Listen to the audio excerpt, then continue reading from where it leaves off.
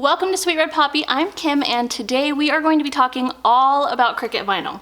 In fact, I am going to be putting iron-on vinyl and adhesive vinyl to the test to see what kind of Cricut vinyl is going to give us the very best results on a variety of different surfaces. We are going to try out wood, canvas, leather, glass, metal, chipboard, and even slate.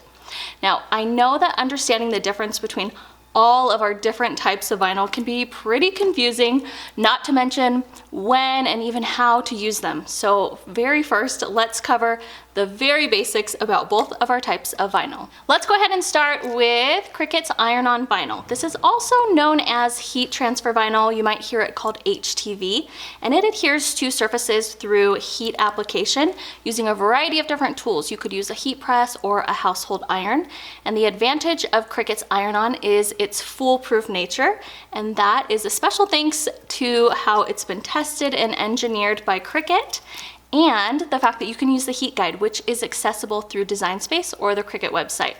Now, it's most commonly going to be used on fabric. It's especially used for making t-shirts, but it has a few other uses that it can be used on, like metal, paper, and even wood. Cricut iron-on vinyl comes in a wide range of colors, patterns, and types.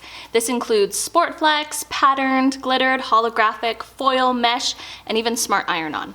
An everyday iron-on is a really versatile, durable, and user-friendly option that I personally recommend for the majority of your iron-on projects. Now, let's go ahead and discuss adhesive vinyl, which we have right here. Unlike iron-on vinyl, adhesive vinyl is primarily going to be used for non-fabric projects, and it features a sticky backing, and it's going to be applied to smoother surfaces. So think glass, wood. Next up, we have Cricut's adhesive vinyl, and this comes in various finishes such as matte, we have glossy, metallic, there's even smart vinyl, and for fun, I really love the holographic or even the color changing vinyl. Now, there are two main types of Cricut adhesive vinyl. We have permanent and removable. So permanent vinyl is going to be great for any weather issues. It's fade resistant, it's suitable for outdoor applications, so you could apply it to your car, you could use it on glassware or even signs. On the other hand, we also have removable vinyl, and this is going to be ideal for anything that you want to be temporary. So if you're renting and maybe you want to put a decal up, or you want to do a stencil, anything where you don't want to have any stickiness left after you remove it. This is a great option for holidays as well. So to differentiate between permanent and removable vinyl, what you'll want to do is open up your vinyl and check the backing color. Now, green squares are going to indicate that it's permanent, while gray squares are going to indicate that it is removable. This is important to keep in mind as you're using it. You don't want to accidentally use removable on a project that really needs a stronger grip than that. You may also come across smart vinyl and smart iron-on. Now, our smart materials are specifically designed to be able to be used without using a mat. They allow for continuous extra long cuts all the way up to 12 feet, and they are compatible with Cricut Joy, the Explore 3, and the Maker 3 machines. Now, let's go ahead and dive into the versatility of iron-on vinyl and adhesive vinyl by adding some images from Cricut Design Space to a variety of different bases. We have glass, wood, cork, leather, canvas, slate, and even chipboard. So we're gonna head on over to Cricut Design Space, and I have a link that I will put in the description of this video so that you can do these craft projects with me. All of the images I'm using in today's video are available in Design Space. Now, once you open up Design Space and the project we're working on, you're going to see I've made it pretty easy. Let's start by creating a new design, or you can use the links that I used below this video. Now, once you find an image that you like, go ahead and select it and send it to your canvas. Next, go ahead and determine how large you would like your image to be and adjust the size. Remember, that size is going to depend entirely on the base that you're applying your image to. Now, make sure that you have set your Cricut Design Space to the correct machine that you're using, and let's go ahead and connect our machine as well. Once you've done that, let's go ahead and click Make It, and we can move on to the cutting experience. Next up, you're going to be able to select the material that you're planning on using. So I'm going to be using permanent vinyl. Make sure that your Cricut is loaded with the fine point blade if you're going to be cutting along with me. I'm going to use my green Cricut Standard Grip Mat, and let's go ahead and remove the clear plastic liner. Then place the vinyl with the pretty side facing up. Next, I want you to insert your mat or your smart material into your machine just by sliding it under the white guides and pressing the load arrow button. Now go ahead and click continue. Press the blinking play button. Now if you're using an older model, this is going to be just the big letter C, and your Cricut is going to begin its cut. Now, before you unload your mat, I always like to just quickly double check that my material cut all the way through, and then you can press your arrow button to release your material. Let's go ahead and repeat this entire process with our iron-on vinyl.